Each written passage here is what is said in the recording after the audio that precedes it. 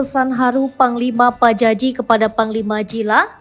Kembalilah, kami rindu Panglima yang dulu. Viral sosok Panglima Pajaji yang berani menentang Panglima Jila, Panglima tertinggi dan paling ditakuti di kalangan masyarakat Dayak karena memiliki 48.000 pasukan merah. Panglima Pajaji dulunya bagian dari pasukan merah yang kerap disebut sebagai TBBR, Tariu Borneo Bangkule Rajang, yang merupakan penyatuan pasukan-pasukan besar di masyarakat Dayak Borneo.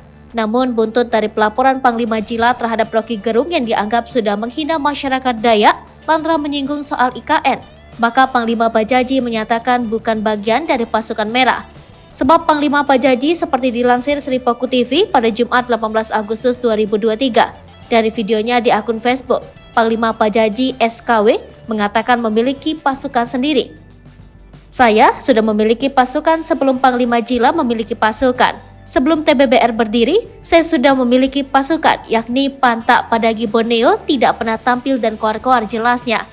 Pasukan muncul jika ada persoalan di tengah masyarakat Borneo. Saya memperjuangkan kebenaran, ujarnya. Dia mengatakan ikut membantu Panglima Jila mendirikan dan membentuk pasukan merah atau TBBR, berjuang mati-matian siang dan malam tak kenal lelah.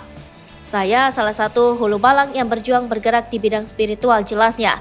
Namun kemudian dia memilih keluar karena ada dua sebab. Pertama, ada sumpah janjinya kepada leluhur dan persoalan prinsip dan visi misi dari sikap politik Panglima Jila.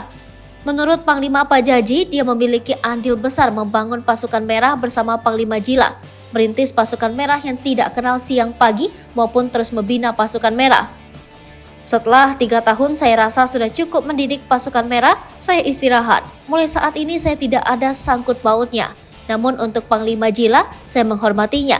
Dia sudah mengenal siapa saya, termasuk para senior, mereka sudah kenal siapa saya, ujarnya.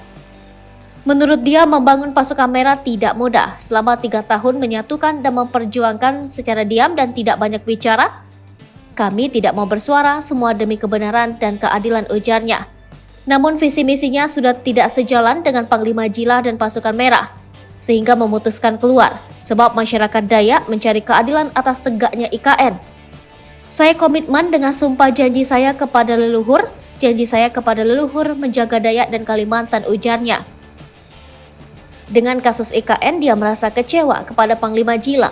Ia memberikan pesan haru dan sedih, karena bagaimanapun dia mengaku selama ini mengenal Panglima Jila dengan baik.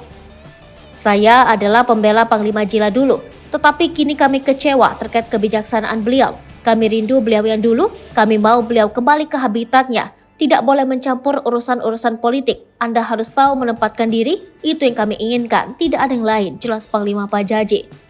Sementara itu, Panglima Jila mengatakan IKN merupakan hal yang sangat baik bagi Kalimantan untuk kemajuan masyarakat Dayak dan merupakan sebab IKN merupakan kebanggaan masyarakat Kalimantan. Kami juga tidak terima orang-orang yang mengganggu pembangunan IKN. IKN itu kebanggaan masyarakat Kalimantan, ujarnya.